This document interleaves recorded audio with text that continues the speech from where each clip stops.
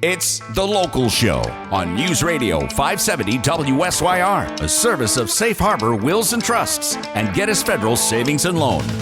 The Local Show, featuring conversations with business owners, employees, and local business leaders about their successes, challenges, and reasons for doing business right here in Central New York. The Local Show is locally produced by Zoey Advertising.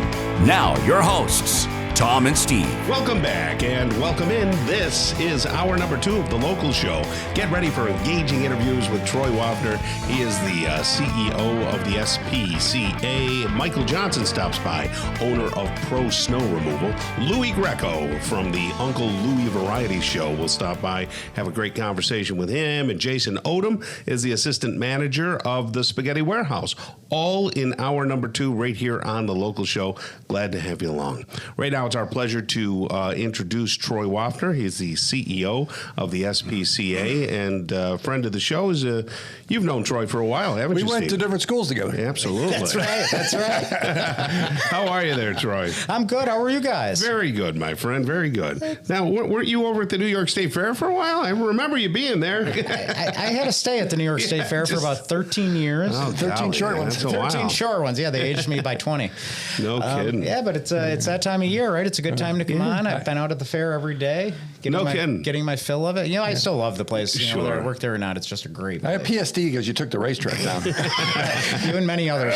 I'm just saying. I just thought I'd take that. So just to be clear, I'm still mad. People still recognize me, so I hear about the grandstand, the racetrack. It's all good. The building. That's funny. They always say, we love you, except everything you did to the fairgrounds. That's fun.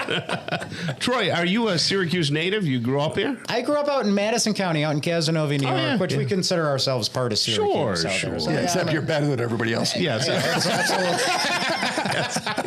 Except you're better. That's right. So He's laughing because he knows it's true. now, what's your professional background and your educational background? Did you go to college for a specific thing? Or? You know, I went to college for two very tied together things: accounting and public policy. Oh, wow. They fit perfectly. Yeah, right. Good God. And I ended up working for the state legislature in Albany for, I think, 13 years. No kidding. Yeah, I worked for the state assembly for most of those years. I worked for the state senate for a couple of years. Mainly, as exciting as this sounds, drafting and negotiating legislative proposals, right? Good golly. Yeah, that's Wow. You're right in the thick of it out there. It was a real barn burner. Exciting. Who was in power at that time? Who was governor? Governor at that time was Pataki was there, and then a little bit of the Spitzer. Oh yeah, that's right. And then the other guy. And the other guy. We're forbidden to say his name. You've seen it all. You've been through a couple administrations. That's cool. And then you found your way into the fair. And what did you do at the fair? I forgot. So at the fair, I started out as assistant director for a couple of years, and then I was acting director for I don't know, 5 or 6 years. No kidding. Yeah, it was quite an audition. And yeah. No kidding. Seems to be a theme. Yes, it does. Right. The new guy got off easy there. Yeah. Had to do it for a year.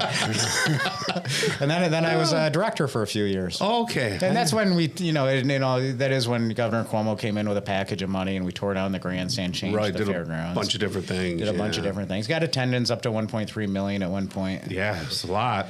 Yeah, it was a lot. It was a lot. We were just talking about the elbow room over at the fair because there's a lot of elbow room now, which is nice. The nice part about taking out the track is it opened up 63 acres of land out there where we could do a bigger concert. Right. More could have built a bigger racetrack, too. We could have built a bigger racetrack. I'm sorry, I'm still bitter. Yeah, we could have built a smaller racetrack and kept one, too. Yeah, it wouldn't be the Moody Mile. It's true. So who let the dogs out? How'd this happen? So there are several things in my life I always said I wanted to do. One was work in a dog shelter, animal shelter. So an advertisement came up for the Central New York SPCA, and I put my name in and got it. Now, if the fair wasn't the best job, certainly working in an animal shelter where I get to hang out with dogs and cats every day and watch them get reformed and adopted out. And it's a wonderful thing. I brought Ziggy with me today, who's just a wonderful little stray we found. What breed is Ziggy? Is a combination of He's what? a zebra, Tom. He's part cow, part zebra. Yeah. Well, he looks like a Dalmatian, but not a Dalmatian. Now, a lot of the dogs we get are part pit, part something else. Oh, I see. Really? Okay. So there's some bully in him. You can tell by the head and everything. Yeah, He's just a gentle giant. What a gentle dog, though, really. I mean, my only issue with him is he really wanted to drive the car, and it got so bad I almost let him. Oh, yeah. Same thing happens with my wife.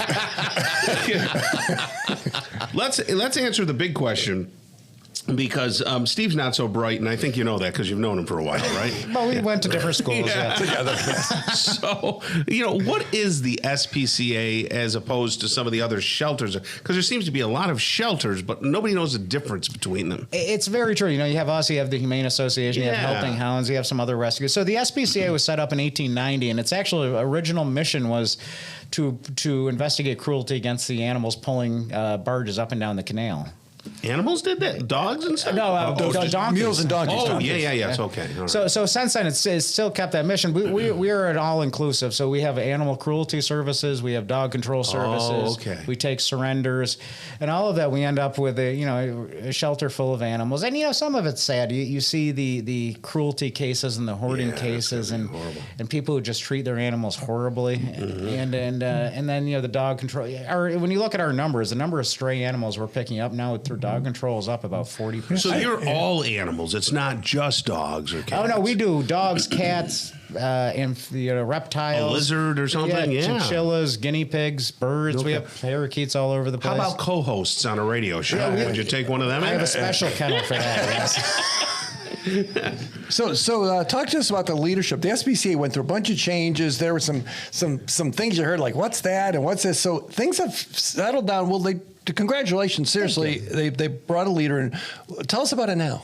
Right now, and they did. Over the last 5 or 6 years, they haven't really had a director in there to direct the operation. They did have some issues with embezzlement and other stuff. And it's turning the page now and really getting it. It's always done its core function. You know what I mean? But it's really rebuilding the brand to some extent, letting people know we're still there. And we've, a lot of controls have put in place. So what happened in the past can't happen going farther or going ahead. But the main point is still the animals that are there and getting them adopted out. And we are a no-kill shelter in the sense we don't euthanize for space or anything. Sure. The only time we euthanize an animal is when we're not comfortable adopting it to a family because of its bite history. Sure. Or the animal is just in pain from a health-related issue. That said, we still have animals with cancer and stuff where we have hosts who take them for hospice care and stuff. And and they let them live out their last few months in perfect comfort.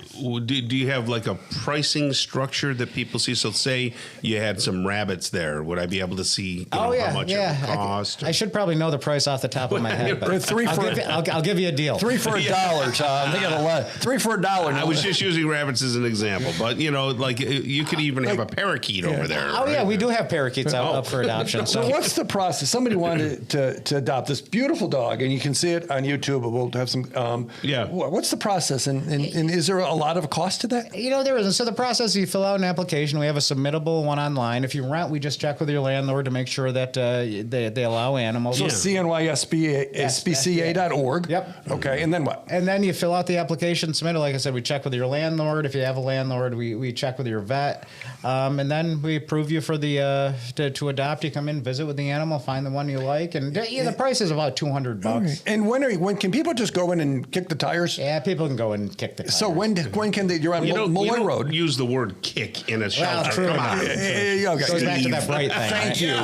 Thank you. I was inappropriate again. So on Malloy Road, kind of near Town Line. Yep. We're almost right on the corner of Malloy and Town Line, and 10 to 4 every day. 10 to 4 every day.